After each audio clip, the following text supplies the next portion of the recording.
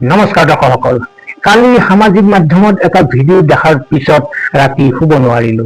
বদৰুদ্দিন আজমলৰ চৰণত পৰি এজাক অসমীয়া জীয়াৰী বোৱাৰীয়ে শিৰত চৰণ ধুলি লৈছে। আজমলে বিজয়ৰ অহমিকাৰে কাগজৰ নোট একোখনকৈ আগবঢ়াই দিছে প্ৰত্যেককে। আপুনি নিশ্চয় দেখিছে সেই দৃশ্য। যদি দেখা নাই তেন্তে চাওক, আৰু যদি দেখিছেও তেন্তে আকৌ চাওক, বাৰে বাৰে চাওক আৰু নিজক প্ৰশ্ন সোধক, ইমানৰ পিছতো লাচিতৰ নাম লৈ গৌৰৱ কৰাৰ অধিকাৰ আমাৰ আছেনে?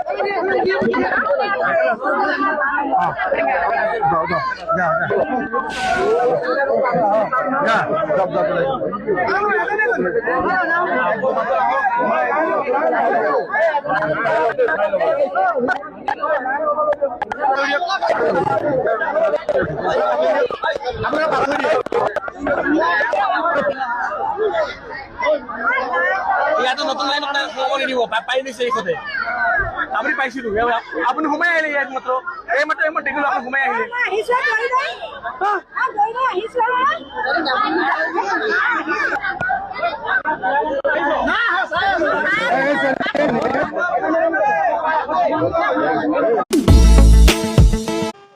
দৰ্শকসকল, দৃশ্যটো দেখাৰ পিছত মনত কি ভাৱৰ বুৰ বুৰণি উঠিছে কমেণ্ট বক্সত নিশ্চয় লিখিব। মই ভাবো অসমৰ সৰ্বকালৰ ইতিহাসত ই এক মৰ্মান্তিক ঘটনা। যি মোগলে 17 বাৰ আক্ৰমণ কৰিও অসমৰ চুলি এডালো লৰাব নোৱাৰিলে, সেই অসমৰ জীয়াৰী বোৱাৰী আইতাৰ স্বাভিমান আজি সামান্য কেইটামান টকাৰে কিনি পেলালে বদৰুদ্দিন আজমলে। মোগলৰ যুগলৈ যোৱাৰ দৰকাৰ নাই। সৌ সিদিনাৰ কথা মনত পেলাওক। 855 গৰাকী তেজাল অসমীয়াই কাৰ বিৰুদ্ধে যুঁজি আত্মবলিদান দিছিল। ইমানৰ পিছতো কিছুমান বদনৰূপী অসমীয়াই বিষয়টো আনফালে ঘূৰোৱাৰ প্ৰচেষ্টাত ত্ৰুটি কৰা নাই। চৰকাৰে পৰ্যাপ্ত সাহায্য নিদিয়াৰ বাবেহে হেনো এনেকুৱা হবলৈ পাইছে। তেওঁলোকৰ মতে এনে হোৱাৰ মূলতে প্ৰধান জগৰীয়া হৈছে চৰকাৰ। আমিও বুজো, পানীত পৰা মানুহে খেৰ কুটাকৈ জাহাজ বুলি সাৱটি ধৰে, কিন্তু বদৰুদ্দিনৰ চৰণত পৰি কৃতাৰ্থ হোৱা সেই মহিলাসকলৰ মুখলৈ চাওকচোন। চালে নিশ্চয় বুজিব যে কাৰোবাৰ ভৰিত পৰি স্বাভিমান বিসৰ্জন দিব লগা হোৱাকৈ তেওঁলোক ইমানো বিপৰ্যস্ত হৈ পৰা নাই। চৰকাৰে যদি পৰ্যাপ্ত সহায় কৰা নাই তেন্তে প্ৰতিবাদ কৰক, কিন্তু স্বাভিমানৰ সৈতে কম্প্ৰমাইজ কিয়? এয়া অসম আৰু অসমীয়াৰ সামূহিক স্খলন নহয়নে? এয়া আৰম্ভণিহে। এচামে কথাই প্ৰতি সমন্বয়ৰ প্ৰলাপ বকে। আমি যেতিয়া বদৰুদ্দিন আজমলৰ সাহায্যৰ উদ্দেশ্যক লৈ সন্দেহ প্ৰকাশ কৰো, তেতিয়া এচামে আমাক হিন্দু মুছলিম কৰা বুলি কয়।